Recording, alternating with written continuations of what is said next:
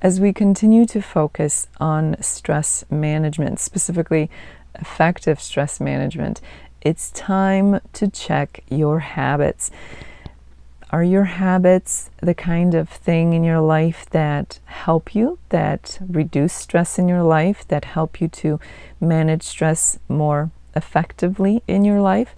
Or are your habits the kinds of things that only add stress to your life?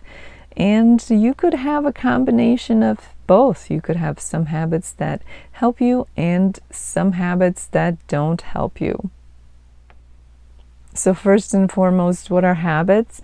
I think everybody watching probably already knows, but basically habits are behaviors or actions or lack of actions, inactions, that we do on a regular basis almost automatically and seemingly without giving it much thought.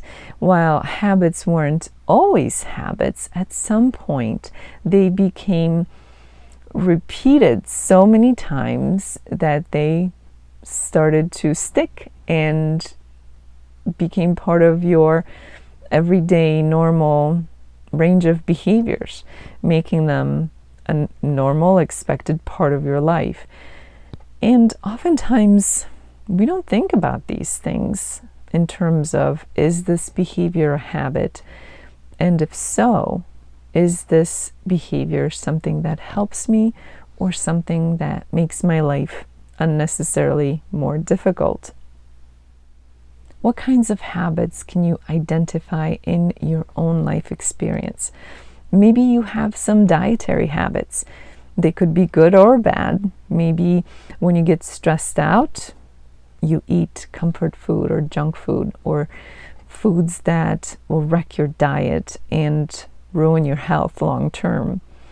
Those could be dietary habits. Or you could have some really good dietary habits where you eat clean and you focus on nutrients and nutrition and stay away from foods that don't serve you. You could have exercise and movement habits. Maybe you are someone who stays physically active. Maybe you exercise on a regular basis. Or on the other end of the spectrum, you could have, well, a complete lack of exercise habits where you're pretty sedentary. Maybe your job requires for you to sit at a desk all day long, but after work, you don't put the effort into moving your body on a regular basis. And so you've developed a habit of sitting at work all day because that's a necessity, but then coming home and sitting at home for the remainder of the day because that was your choice and now it's habit. And it could even be something you argue for. I'm tired, I've worked all day, I deserve to sit here watching TV and eating comfort food. Well, that could be an argument. It doesn't mean that it serves you. So what kinds of movement or exercise habits do you have in your life? And it's not difficult to see that when we look at diet or exercise, it can either be things that help you or hurt you. If you take care of yourself, then you are that much stronger and better equipped to deal with stress. If you don't take care of yourself, not only are you that much weaker and less equipped to deal with stress, you may cause yourself illnesses and other issues, not feeling well, not being able to deal with stuff as it comes up. What about things like sleep and rest and recreation? What kind of habits do you have around that part of your life? Are your sleeping habits good habits that keep you strong, healthy, and well rested? Or are they the kind of habits that only deteriorate your life and your well-being and your life experience? Same thing with relaxation and recreation. Are these things that help to rejuvenate you and help to keep you strong, healthy, and happy and well equipped to handle the stress in your life? Are you doing things that are really just tearing you down on a physical level, on a mental and emotional level? What kind of habits do you have in this area of life? And what about social and relationship habits? What's your social life like? What's your social circle like? What kind of relationships with other people do you have in your life? Are they the kinds of interactions and relationships and experiences that lift you up and keep you strong and healthy and moving forward? Or are they the kind that do the opposite, where they're holding you back or tearing you down or making your life miserable? Again, what kind of habits do you have in the social realm of your life, and how do they serve you, or don't they? What about work? We all have some kind of work habits, and they can be habits that help us or hurt us. And you can argue for habits that help us in our work life but hurt us in our personal life. But long term, that's not going to pay off too much. Not very well anyway. So what kind of habits do you have when it comes to your work life domain? Are these habits that help you or hurt you?